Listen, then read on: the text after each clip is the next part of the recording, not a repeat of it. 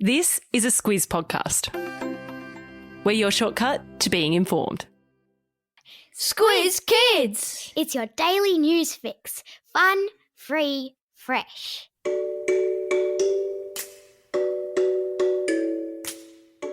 Hello and welcome to Squiz Kids, your fresh take on what's happening in the world around you. I'm Bryce Corbett. It's Monday, May 10. In Squiz Kids today, Chinese rocket splashdown.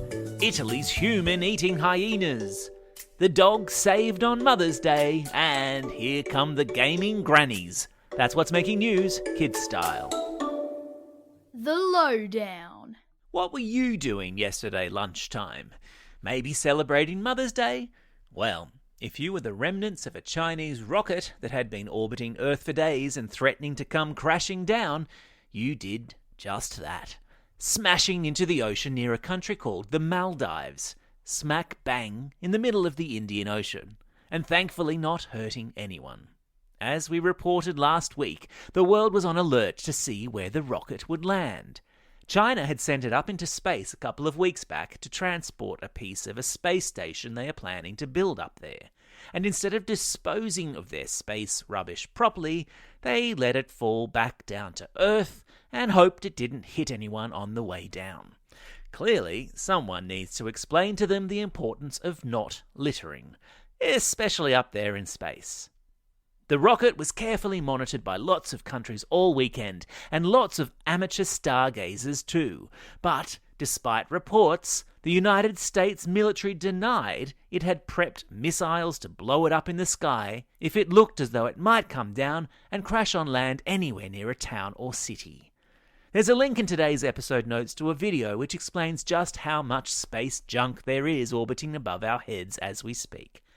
A space agency in America says that it is currently tracking some 20,000 pieces of space junk spinning around above the Earth, ranging in size from a mobile phone to a space station. Good grief. Someone needs to get up there with a big old garbage bag.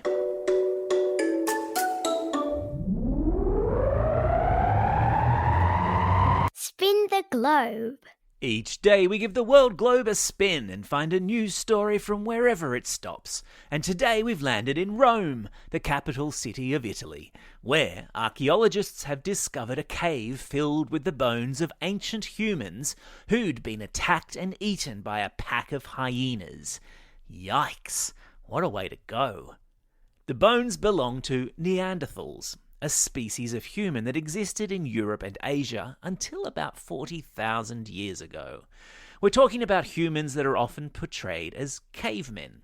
And, according to archaeologists, who are people who study fossils, these bones belonged to a bunch of unfortunate Neanderthals who died after encountering a pack of hungry hyenas.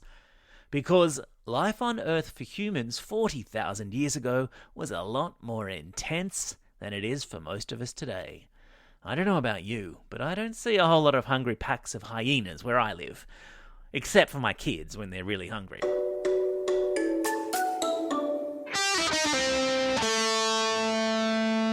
Pop Culture Corner. First, they took over Facebook. Now they've got their eye on your favourite gaming console. A new report out of the United Kingdom has found that grandparents have taken up gaming in greater numbers than any other age group during the past year. According to the report, the COVID lockdown has seen lots of grandparents turn to online gaming as a way of keeping in touch with grandkids they've otherwise not been able to see. And just as kids tend to get hooked on Animal Crossing and Minecraft and Mario Kart and Roblox, the over 60s have also found themselves being drawn into the gaming universe. Imagine being beaten by your grandmother in Mario Kart. Go gaming grannies. Animal Kingdom. And it was a very happy Mother's Day for one dog owner in Tasmania yesterday when her precious German Shepherd was rescued from a mine shaft that it had fallen into. The dog, called Bear, had wandered off from his home in the early hours of yesterday morning. His owner found him at the bottom of a mine shaft and called the Tasmania Fire Service to help. Rescuers lowered a ladder into the mine shaft and climbed down to carry Bear back to safety. And talk about coincidence, the rescuer was the local brigade chief Todd Russell, who made headlines 15 years ago when he was stuck down a mine shaft in the Tassie town of Beaconsfield for almost 15 days. Spooky. It's Q&A time. Hands up if you're excited about the NAPLAN tests beginning this week. What? None of you? How odd. Well, then you should at least be excited about the fact that our very special Squiz Kids Q&A with Peter Titmanis, one of the grown-ups responsible for putting together the tests, goes live today. That's right, our very own Amanda Bauer sat down with Peter and put your excellent questions to him, including my favourite from Robbie from Year 3 in Albany Primary School in WA, who asked, "Can you tell us the answers?" It's a great insight into the test, and an especially good thing to listen to prepare, if only because the man who sets the test says to relax and treat it just like any other day at school. If you're listening to today's episode on an app, it should play automatically afterwards. Otherwise, the special episode is available on the Squiz Kids website. Time for the quiz. This is the part of the podcast where you get to test how well you've been listening. Question number 1.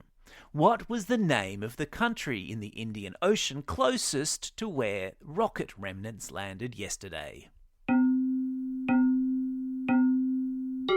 That's right, it was the Maldives. Question number 2.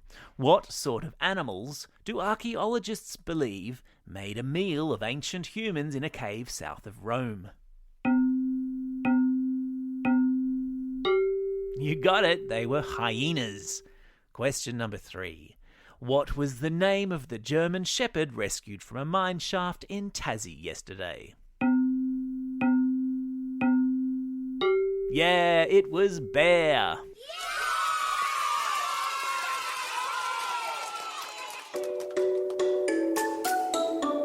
Shout outs. It's May 10, National Clean Your Room Day in the United States. And yes, technically the United States is a long way away, but I think all parents listening will agree it's a national day we should all adopt here. Like every day, even. It's also a special day for these Squiz Kids celebrating a birthday today. Bo from Rosebery, Will from Willoughby, KJ from Regent's Park, Annika from Moorabbin, Mywin from Chatswood, Tyler from Foster, Grace from Albany Hills, Nicholas from Balcombe Hills, Grace from Sydney, and Rachel, who's listening all the way over there in Baltimore, Maryland, in the United States. And some belated birthday shout-outs go to Ashley from Flagstaff Hill, Winter and Leo from Glossodia, Noah from Albany Hills, and Hunter, who's listening all the way over there in Singapore. And today's classroom shout-outs go to Miss Cole's 4G class at Glendenning Public School, Mr. Collins in Year 4C at St Mary's Primary School in Young, and Class Alpha Romeo at Oran Park Public School. And some special shout-outs also to Year 7-8 teacher Eilish at Nelson Park School, who celebrated a birthday last week, and Miss O'Keefe's Room 9 class at Goomalling Primary School, who have just welcomed new student Shaniqua. Don't forget, if you've got a birthday coming up and you want a shout-out, or if you're after a classroom shout-out, drop us a line at squizkids@thesquiz.com.au. Well, that's all we have time for today. Thanks for listening to Squiz Kids. We'll be back again tomorrow. In the meantime, get out there and have a most excellent day. Over and out. Squiz Kids is proudly supported by the Judith Neilson Institute for Journalism and Ideas.